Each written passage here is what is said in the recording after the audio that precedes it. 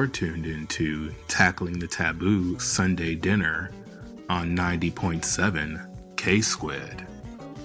I'm your host, DJ Dupsie, and joining us for Sunday Dinner this evening will be Angel Riotutar, who is the director of the American Indian Resource Center at UC Santa Cruz. Angel's going to talk to us about the importance and the relevance and the ever-present need for spaces like American Indian Resource Centers on college campuses. My other guest tonight will be Sheyna Burns, and Sheyna is going to talk to us about a vertical garden project that they're involved in and what that has to do with food independence, food sovereignty, and just getting back in touch with Mother Nature. And we'll end tonight's dinner by reading a couple passages from the book Rest is Resistance by Tricia Hersey. Under my voice is the song Boat Cruise by Thundercat, and this is from the Golden Age of Apocalypse album. Once again, you're listening to Tackling the Taboo Sunday Dinner on 90.7 K-Squid.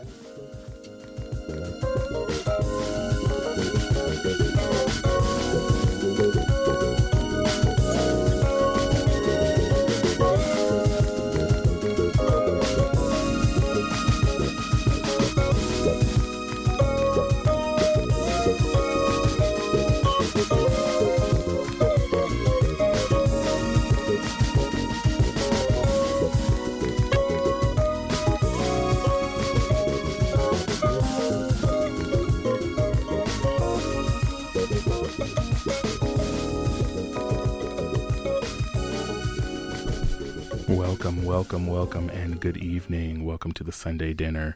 I am DJ Dupsie. You're listening on 90.7 K-Squid, and I'm so excited to have my guest today with me for our Sunday Dinner, Angel Riotutar. Yes, we're doing it, Angel. It's happening. We're here. Thank you for joining us on the Sunday Dinner. And a little later, we'll get to Sheyna, who's here with us in the studio as well.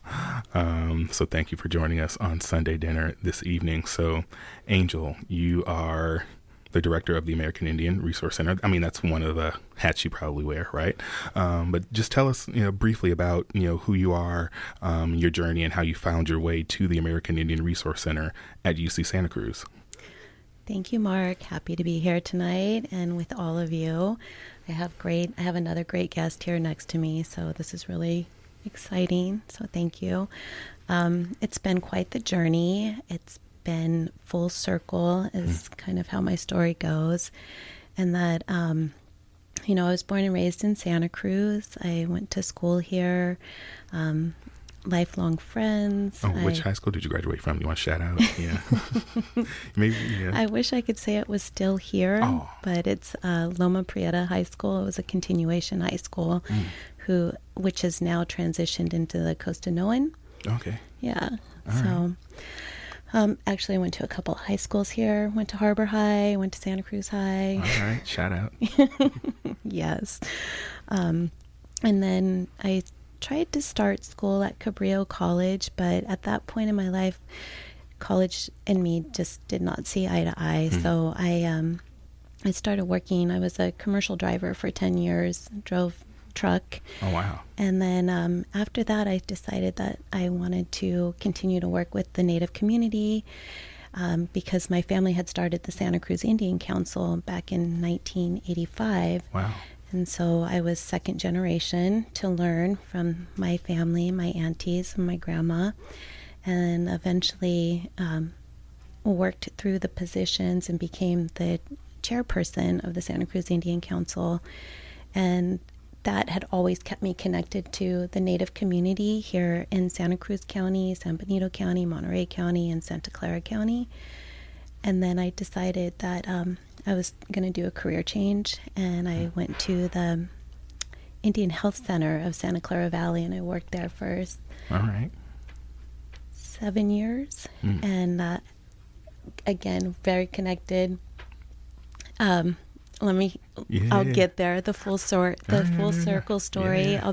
I'll try and be quick about this. No. Decided to go back to school, and took me 11 years to finally graduate from UCSC. And while I was at UCSC, I was an intern at the Ethnic Resource Center working with El Centro and the American Indian Resource Center. And somewhere along the line, one of the directors for El Centro, Rosie Cabrera, was my mentor and one that I worked with at the Santa Cruz Indian Council. And she invited me up to the university a few times. And so when I was up there back in the late 90s, I think, I was like, wow, I want to be here. And then I got to meet the director, Dennis Tibbetts, at one point, and I was like, I really want to be here. Nice. And she's like, Mija, go to school and you can be here. And so that's what I did. And so now I'm in my dream job, working with the community, working with students, and I love every moment. Wow, that's awesome. Yeah, and no need to, rush the story, however long it takes to form the circle.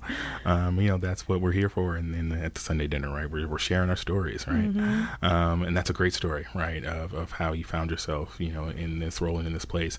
And also some local history for folks, right? If you weren't aware of how, schools have changed and like what used to be around and like, the forming of different organizations, right?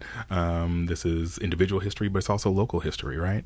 And so for folks out there unfamiliar with a place like an American Indian Resource Center, right? And of course at UC Santa Cruz, we call it an American Indian Resource Center, but there are similar places across the country called different things, right? And so for us at UC Santa Cruz, what would you say is the mission, purpose, or calling of a place like the AIRC at a place like UC Santa Cruz? Well, I have to say that at the university, we are very fortunate to have the American Indian Resource Center, because not all colleges within the UC have a center for Native American students. So I feel very honored and privileged to be working in this capacity and be there to support our American Indian students that really deserve to have someone there to support them in so many different capacities. So the Resource Center is designed to be a support place, and I mean support emotionally, physically, spiritually, culturally, traditionally. We are very student-centered in all means of our programming, our workshops. Again, the support, it entails their academic support, their professional development, and their personal well-being. We're this link to the university as a reminder that our ancestors are with us, our people are with us, our families are with us. The Native population is here and thriving in so many different capacities. Yeah, and that support piece, right? If you don't mind me just taking a brief tangent, what have you experienced so far? What kind of feedback have you gotten thus far in terms of like how that support piece has impacted, whether it's students, staff, faculty who identify as Indigenous American, American Indian? What feedback have you gotten about how that support piece has impacted folks? I get a lot of good feedback. I would say primarily from students, knowing that they have a place to go, that they have people that they can identify with, that they can build relationships with. One thing that's always a topic of conversation is building community, engaging with community. Well, as soon as you get folks together, that is building community, and that is engaging with community. And so being able to have that space wherever it may be on campus, our primary location is at the Ethnic Resource Center, but wherever we may go on campus, we're bringing with us that community. And so really trying to highlight the Native American population on campus and all of the wonderful and great leadership that they bring with them and the knowledge that they bring with them It's just absolutely amazing. The faculty on the faculty on campus are, again, amazing and very, very supportive of the Native students. They support the programming, the events by attending, by advocating for Indigenous study programs on campus, and really trying to integrate the Native population in a way that it needs to be integrated. So to that point, right, why would you say, or depending on how you believe, what you believe, right, that resources for Indigenous American and American Indian people are needed and necessary, particularly in places of quote unquote higher education, right?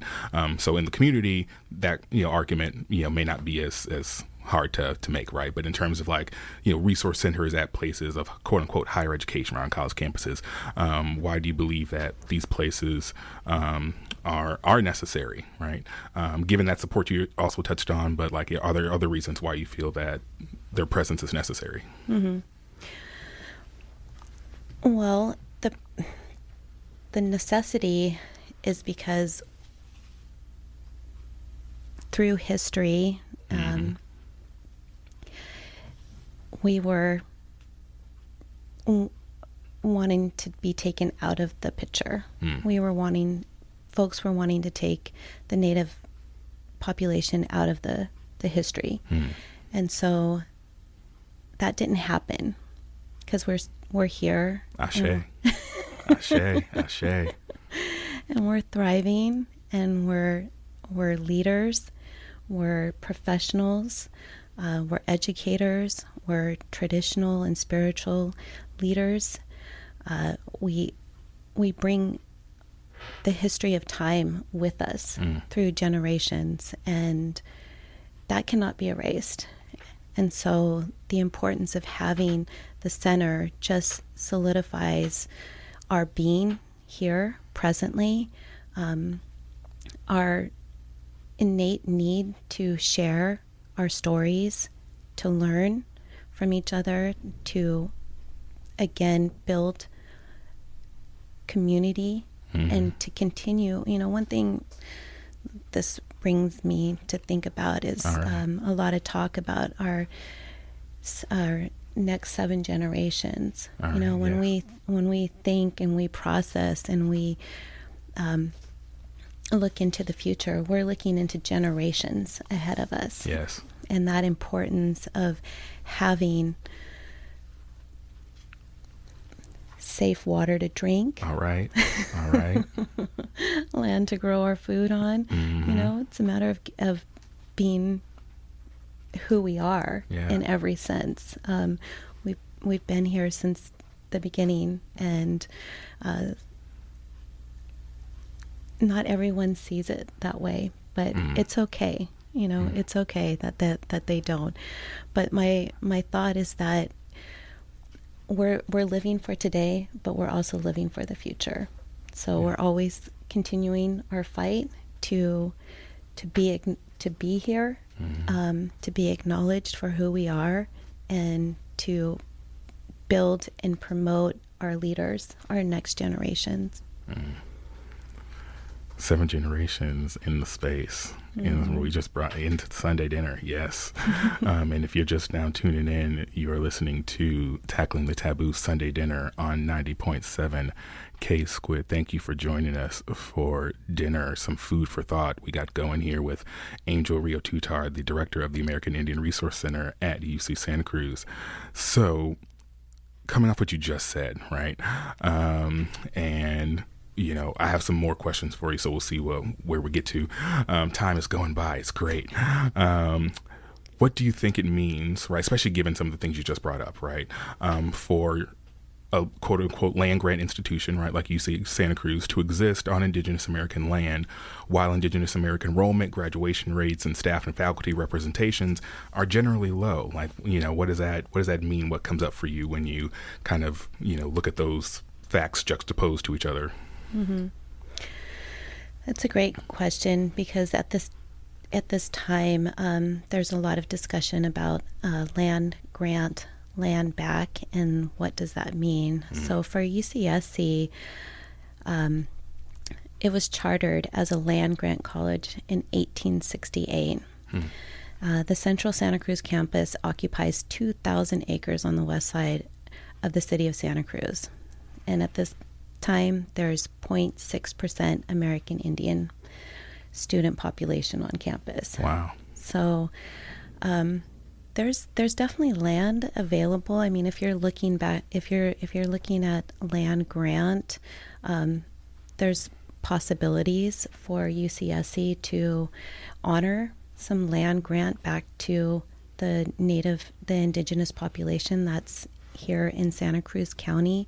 At this time, the Amamutsan tribal band are the stewards of this land, and they honorably accept this, what would I say? It's an honor to be a steward of this land, and this is something that everyone is capable of doing and taking care of Mother Earth in the way that Mother Earth needs to be taken care of to be sustainable for all of us and our future generations. So with 6%, that roughly equates to maybe 120 American Indian students on campus. And at 0.6%, yeah. And I know 3 graduates, or not graduates, but graduate students that are Native American. So I don't know exactly what the population is for grad students, but for undergraduate students, again, roughly right around there. And at the American Indian Resource Center, we have an internship. And so we have a team of 7 students that really are an intricate part to the process of providing that space, that welcoming, that home away from home space for American Indian undergraduate students and graduate students as well. Today, well, I would say last year was the first introduction of the Native American Opportunity Program, which really was significant in the UC system to acknowledge the Native American population and provide some scholarship for them to attend our campuses. And so that really is highlighted to bring in students. So that will increase the population, and then there's some other work behind that just to really try and increase the number of Native students that are attending our UC campuses. Yeah, and with that, right, what can or should institutions like UCSC do to be in better relationship with local indigenous communities and the land that it currently occupies?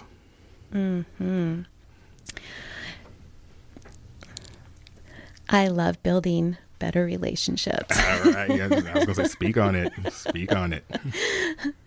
There's so many things that we can do for each other to build relationship and build capacity.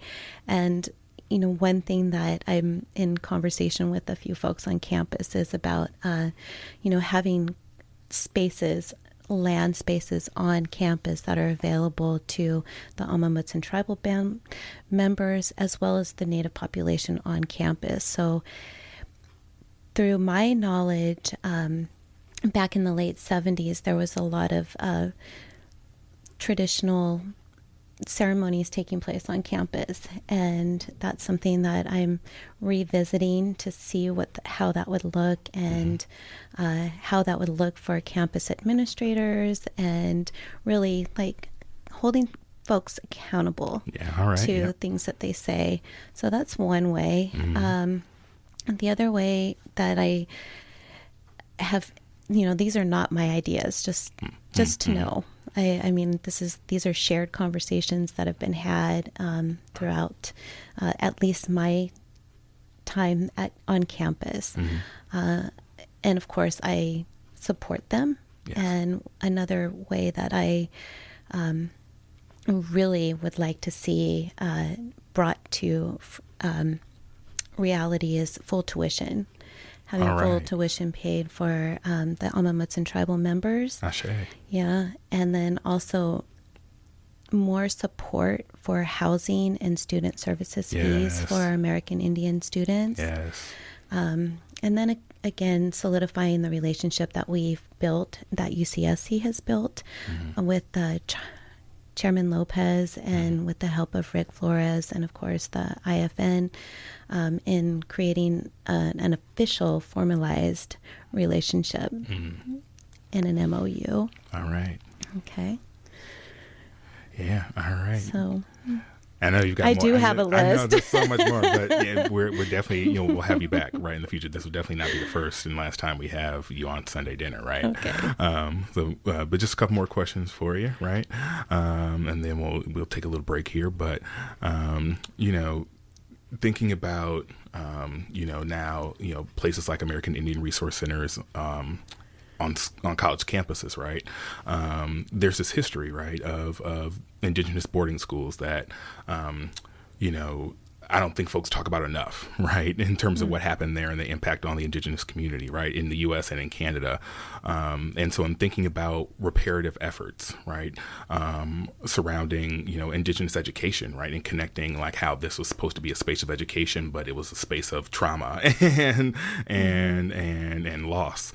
And so what do you think are some things that need to be done in order to, get at that reparative effort, right, surrounding indigenous education and indigenous life? Well, I just want to throw out a little bit of history with that. Yes, give it to us. Okay, so the boarding schools were created through the U.S. and Canada, and it was actually a military strategy, and it started from 1883, and it lasted till 1997. Over 100 years. This is in our lifetime that this has still been going on, and just in Canada, there was an estimate of 150,000 Native children that were put into these schools and taken away from their families. And it's characterized as cultural genocide. And so that knows no borders. It's crossed what we know as the border. And so taking the cultural genocide into account, that takes away your language, your culture, your traditions, takes you away, removes you from all of that. So to counter that, you would bring all of that back into education, as well as including real history, what I consider real history, and that's including what has happened on the U.S. soil with the genocide of the Native population here. So including indigenous education in all respects, from K through 12th, changing some of the history that's taking place here in California with the 4th grade mission project. Ooh, you just read my mind. You literally just read my mind. Yeah, that is in the works to really try.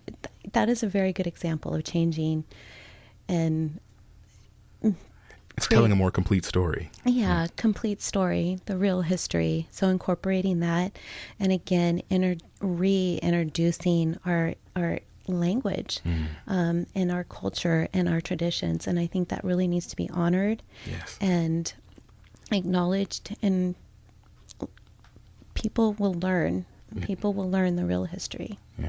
I just recently found out that one of my ancestral cradles is with the Igbo people in Nigeria, right? Yeah. So talk about bringing back your culture and your language, so I know at least part of that for me goes back to the Igbo people. And so, that's so important, right?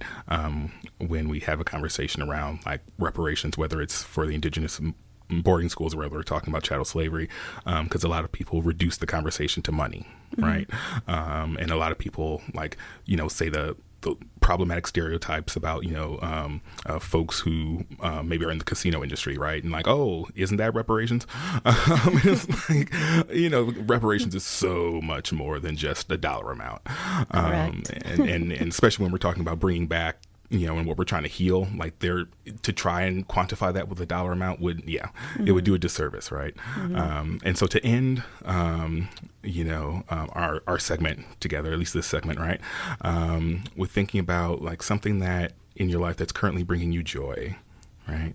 And it doesn't have to be surrounding your Indigenous American identity or your work at UCSC. It can, right? But just ending on like a note of like what brings you joy. What brings me joy? Well, I have to say our year-end ceremony with our 13 Indigenous Native American graduates. All right. That brings me joy. Those are our future leaders. And to be able to participate in that was absolutely amazing. So that's definitely one component. And then I recently got back into riding my motorcycle. All right. And so I went for a ride on the hottest weekend of the year. Oh, no, not during this heat dome. Yes. But I realized how much freedom it brings me, and how much like release. Like I don't feel like I'm carrying those 2 pounds, or not 2 pounds, 2 tons of luggage on my shoulder. Yeah. That I was free. I was free to just like go and travel and feel the wind in my face. So it's definitely nice to be back on the bike again. Oh, that's awesome. That's so awesome, Angel. Well, thank you for being here with us. Hopefully if you're able to stick around, right? We may bring you back for the last segment when we read some excerpts from Rest is Resistance. So if you can stick around, we'd love to have you for that. If you're just tuning in, you're listening to Sunday Dinner, Tackling the Taboo on 90.7 K-Squid. We're going to take a little break here, and we'll be back with our next guest, Sheyna.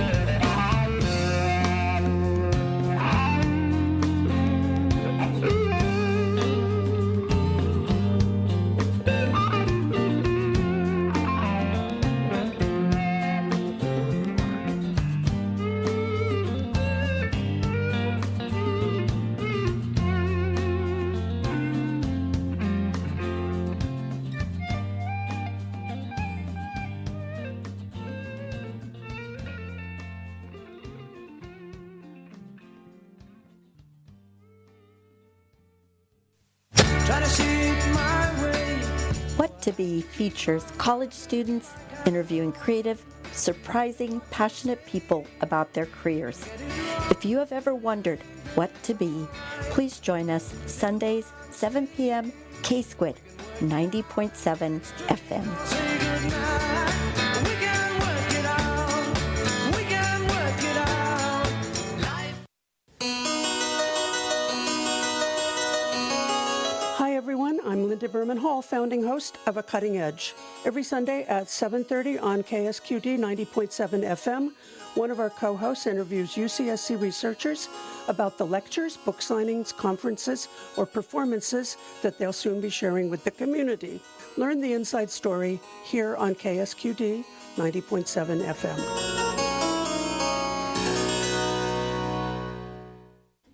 The Ageless Art Project invites artists and craftspeople to facilitate art groups for seniors living in a residential care facility.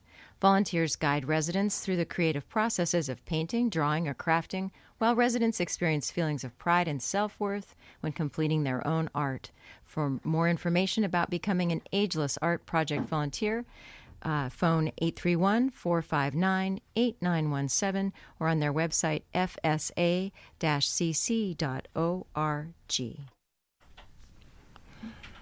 Welcome back to the Sunday dinner. If you're just joining us, we just had some great conversation with my friend Angel Riotutar from the American Indian Resource Center at UC Santa Cruz. But now I want to bring in my friend Sheyna. So Sheyna, you want to introduce yourself and what brings you to the space today? Yeah, thank you, Mark, for having me. I'm glad to be here. So I am a third year at UCSC. I transferred spring of last year from Compton College. All right. Right now I'm majoring in sociology. Awesome. And I understand that you are involved in what's called a vertical farm project initiative. Forgive me if I'm saying that incorrectly. Feel free to correct me. But how did you find your way into this kind of work, and what inspired you to get involved in this vertical farming work? Yeah, so back in January of this year, I decided I wanted to double major in agroecology because I wanted a traditional farm.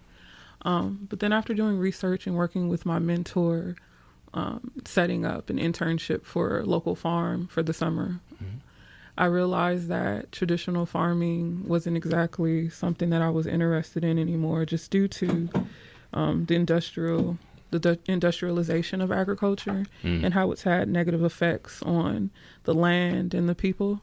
So I'd say back in April of this year, I learned about vertical farming somewhere on the internet. And as soon as I did, it just lit up. It lit a fire under me. Yeah.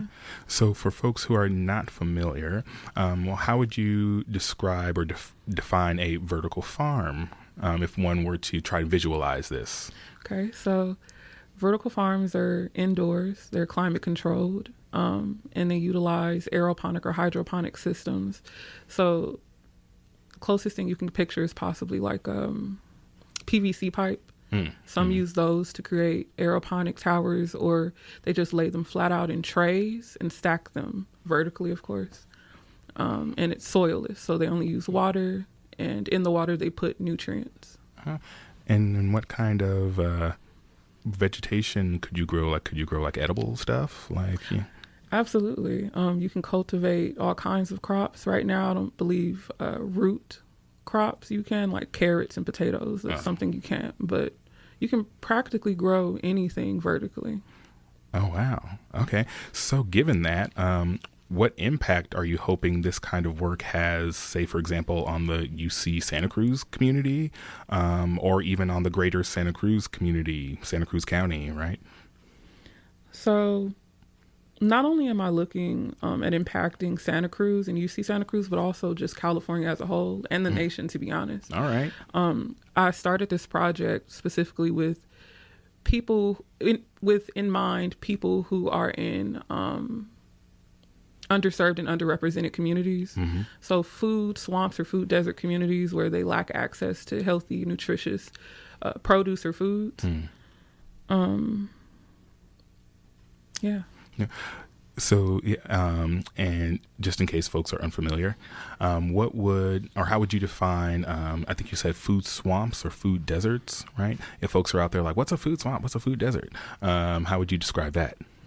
So it's basically a community that lacks access to healthy produce or foods, and they have an increased amount of like fast food options or liquor stores with very little, like I said, options for healthier foods.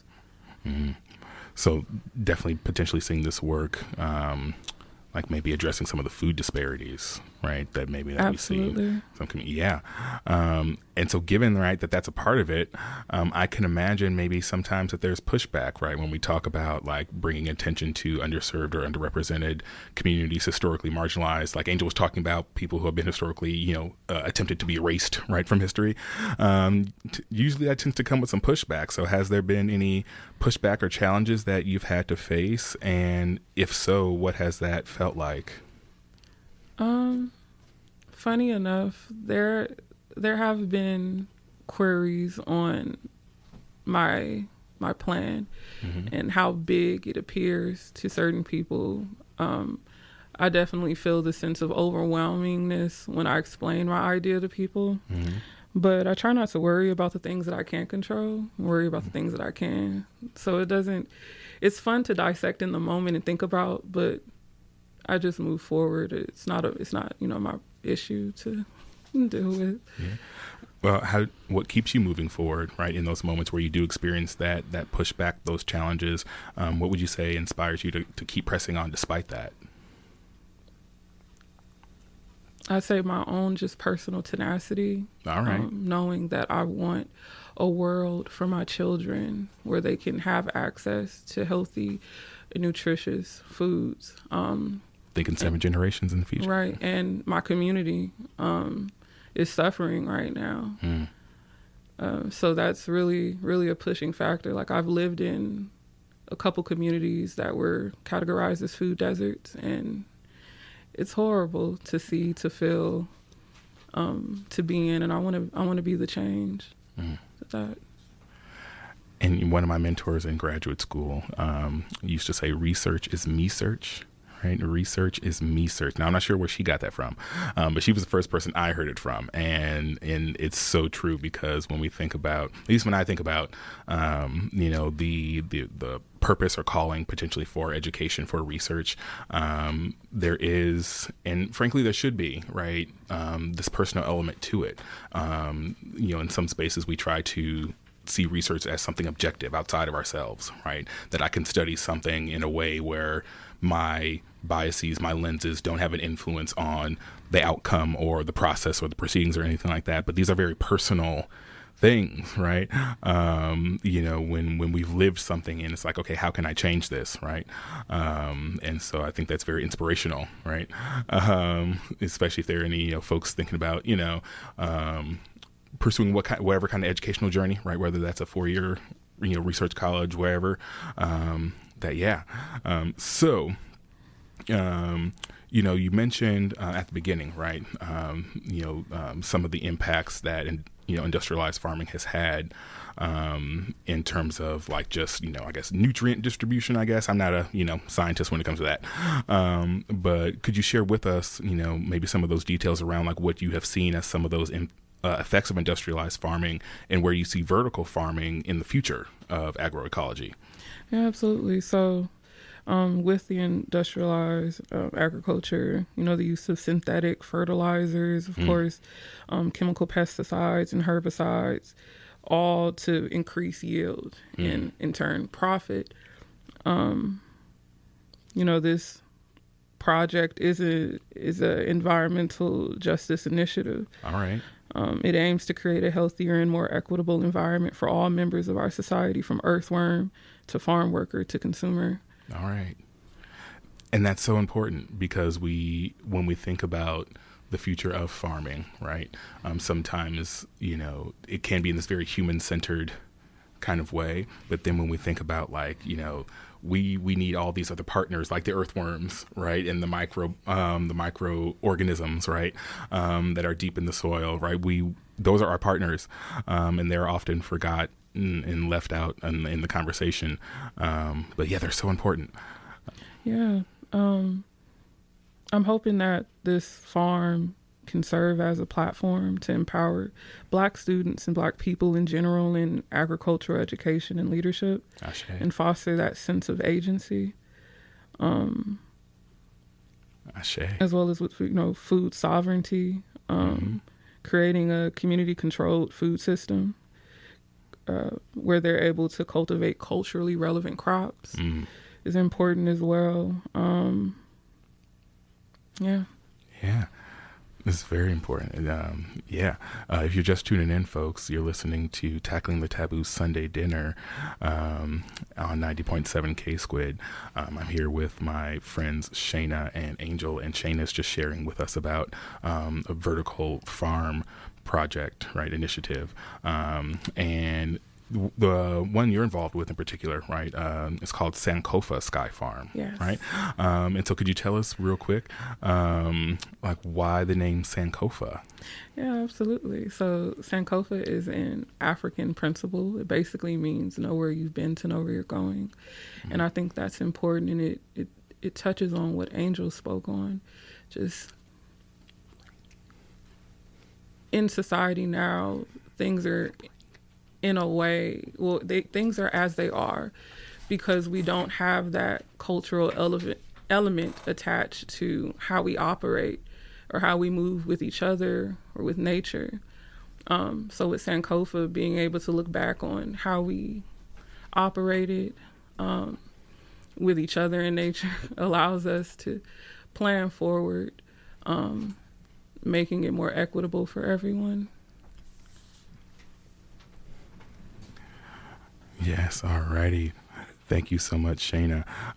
We definitely want to have you back more to continue on in that conversation, because I understand there's some developments that are currently in the works to get some vertical farms in some spaces potentially on campus at UC Santa Cruz. And so we'll definitely want to have you back to see, where the next chapter in this project goes, right? And so we're going to take a little short break here, but then we're going to come back and read a couple passages, like I said, from the book Rest is Resistance by Trisha Hersey. So stick around on 90.7 K-Squid.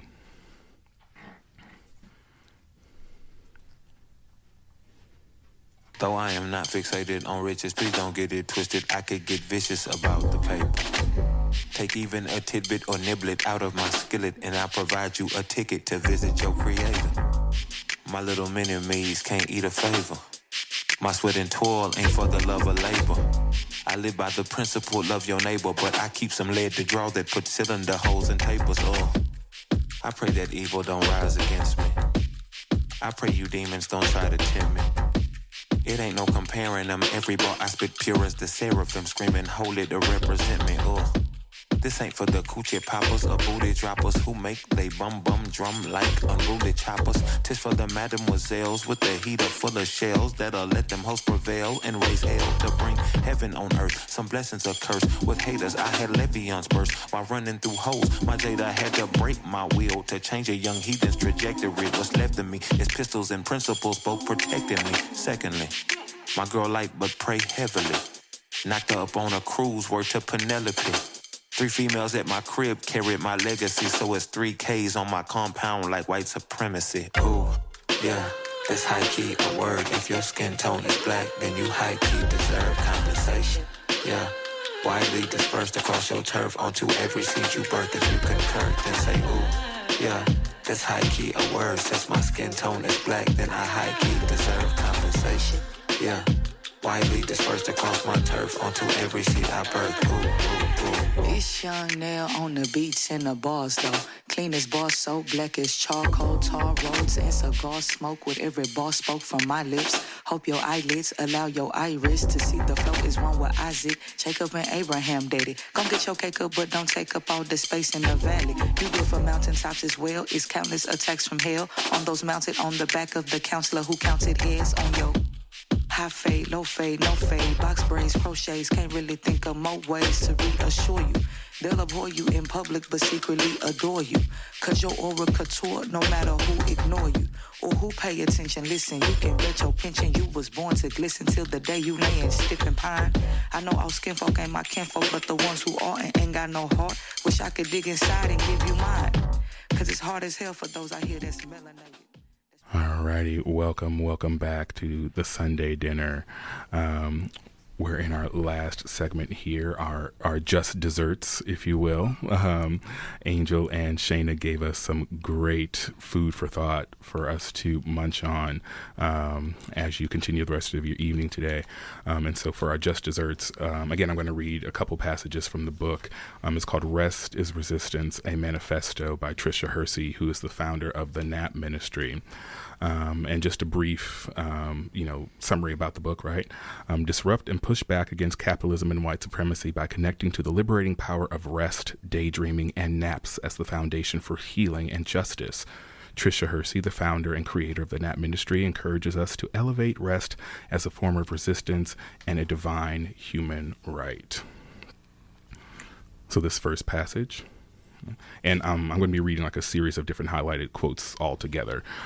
So when you read the book, if you pick up the book, obviously it's not going to sound the same because I'm reading a cluster of passages together, right? How do I rest and work so I can make a living? Or, I would love to rest more, but I have bills to pay. How is this possible? I have been presented with a desperate question by so many exhausted people, and it speaks to the crisis we are in as a culture. Resting as a form of resistance will be a part of a lifelong unraveling, a mind shift, a slow and consistent practice filled with grace. Resting is an embodied practice and a lifelong unraveling. It is not something that can be trendy, quick, or shallow. Resting is ancient, slow, connected work that will take hold of you in ways that may be surprising. Ashe. So that was our first passage, right? Angel, Sheyna, any thoughts that come up from that first passage from Tricia Hersey? What comes up for me is how we go about doing our work at the Resource Center and planning our events. Everything's very intentional. So with intention, it's slow, it's thought out, it's designed with an outcome. And so you have to move slow to make that process and to get to the end point and how you do things. So that's what comes to mind. So we're not rushing. We're not staying with that work culture. What Tricia describes in the book as grind culture. Yes. Right, or hustle culture. Yeah. Like answering the emails like within like a minute. No. Alrighty. So our next passage, right? And I like that Tricia asks a lot of questions and some of her passages, right? It's not just all about like telling folks, right? But it's a lot of asking of questions. Do I have a model or guide for what it feels like to be rested while living inside a capitalist system? What would it feel like to be consistently rested? What does exhaustion look like for me? Am I navigating the world from a constant state of exhaustion? Who was I before the terror of the toxic systems? Who do I want to be? What have you been told about your worth and existence? How do you make space to transcend the confines of a system that preys on the call of profit over people? Will everyone get free from grind culture? Have we been tangled up in the muck of grind culture for so long that we may never come up for air? How can we begin to explain the spiritual deficiency that occurs when you follow and uplift white supremacist thinking? How do we transform grief to power? And Ashe for the reading. Any thoughts that come up for folks? Any responses? Challenges? Yeah.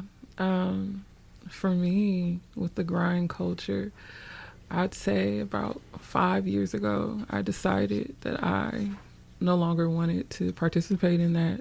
And I haven't worked for the past 5 or 6 years. All right. Intentionally. All right. Because I wanted to prioritize my education and my children, and I've been doing that. All right. Ashe. Mm-hmm. I'm happy to hear that. Yeah, you have to take care of yourself, and in taking care of ourselves, you know, we have to make hard choices that don't seem to go inside with other with society's ideals, I would say.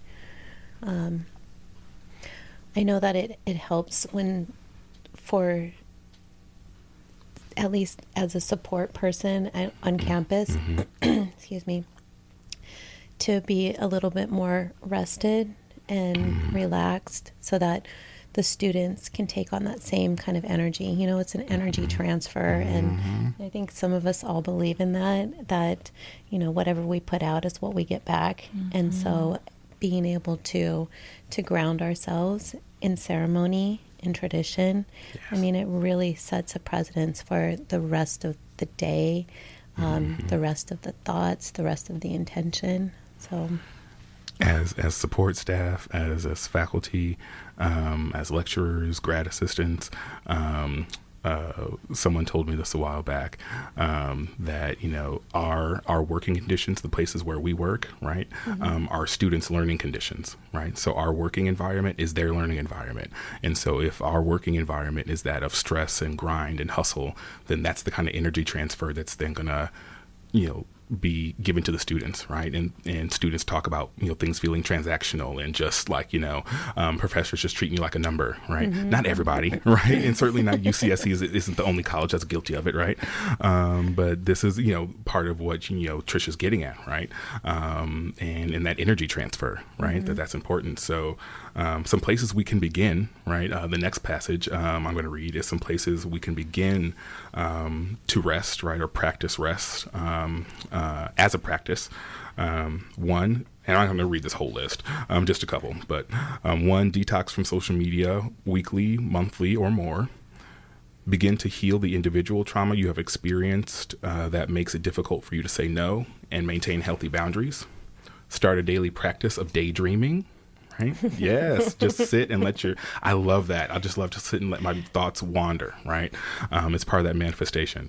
Accept that there is no quick fix, magic bullet, or instant change. Slowly accept that you have been brainwashed. Your socialization in a capitalist culture makes this true. Begin to deprogram by accepting this truth of slow down. Resting can look like closing your eyes for 10 minutes, a long shower in silence. Well, maybe not here on the West Coast since we're in like a water thing, but maybe like a consciously timed shower, meditating on the couch for 20 minutes, staring out the window, sipping warm tea in the bed before bed or before sleep. Slow dancing with yourself to slow music, right? I know, like, dancing with yourself, right? Like, dance like no one's watching, but like you know, kind of hold yourself, right? Like, kind of hold and slow dance, right? A sun salutation, right? A 20-minute timed nap praying, right? There's a list, right, that Trisha goes into at this part of the book, right, of what resting can look like, because one of her main ideas or tenets, right, is that like that's not just like a trend or like a novelty or something like that, but it's a practice, right? And she connects it to like a lot of her identity as a Black woman, right?